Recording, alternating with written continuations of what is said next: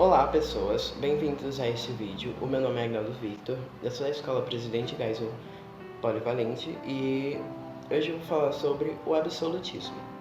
Bem, o absolutismo é, em seu conceito, um sistema político-econômico que demanda que a ausência da divisão de poderes faz com que apenas uma pessoa detenha todo ele, ou seja, uma só pessoa vai ter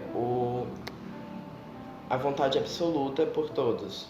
Então seria esse o rei ou o soberano.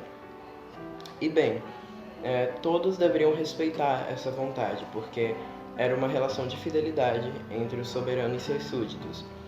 Inclusive, quem fosse contra essa vontade, quem fosse se opor a essa vontade do ser soberano, do rei, poderia ser punido, porque isso era considerado crime.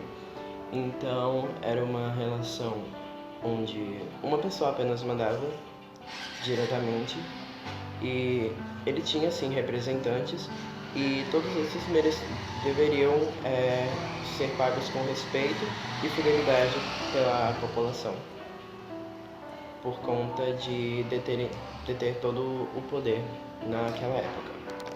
O absolutismo ele também é um sistema econômico político mercantilista e acontecia na Idade Moderna. Eu não sei falar mais, alguém me ajuda, por favor. À medida que as nações modernas estruturavam-se, como a Inglaterra, a França, ia surgindo paralelamente a isso a burguesia. Essa que era uma nova classe social que detinha um grande poder na área econômica. Para a burguesia não era interessante tudo aquilo que vinha sendo feito desde a Idade Média, como o feudalismo. Por quê? Principalmente pela mudança da moeda, isso atrapalhava muito o princípio deles, e também por conta dos impostos que existiam de uma província para outra.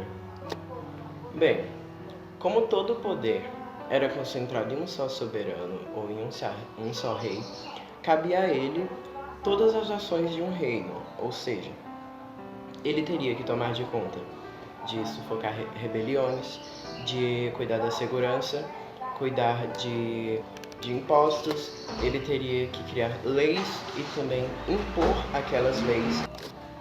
E, além disso tudo, ele teria que impedir também ataques estrangeiros e revoltas no geral, que aconteciam principalmente por conta das opiniões opostas a esse tipo de governo, a essa monarquia absolutista que existia.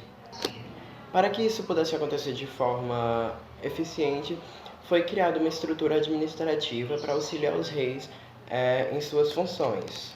Dessa forma, o rei poderia administrar a moeda, ou pelo menos a imposição da moeda, e ele poderia também administrar um idioma único para que todos falassem ele, porque assim ele conseguiria tirar as diferenças que impediam da classe mercantilista se expandir, crescer cada vez mais. Isso acontecia principalmente por conta da língua.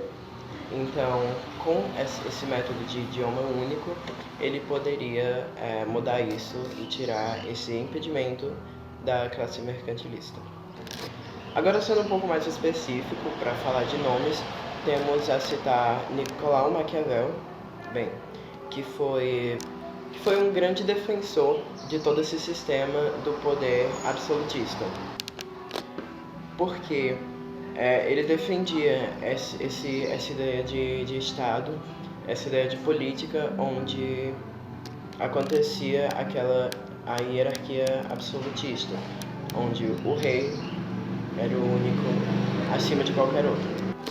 Nicolau também falava que todos aqueles súditos, todos os que eram mandados pelo poder soberano, deveriam a qualquer custo, de qualquer maneira, tentar entregar sucesso ao soberano, ou seja, mantê-lo no poder, mantê-lo manter aquele estado de política, manter toda aquela ideia absolutista a qualquer custo. Para Nicolau, esse era o dever dos súditos do soberano. Bem, o absolutismo também tem certa relação com a guerra. Embora tenha tido alguns pontos fracos, o absolutismo também deu diversas transformações para o aspecto militar da época. Com essa centralização administrativa, fez com que todo aquele comércio mercenário estrangeiro fosse praticamente eliminado, mas mesmo assim eles ainda tinham a ajuda estrangeira. Isso também muito ajudou a manutenção das armas civis, ou seja, criou-se uma burocracia civil que ajudou muito na manutenção das forças armadas da época. Em alguns casos, o soberano absolutista, ele até mesmo controlava o clero do seu país, e isso prova o quão influente era esse estado político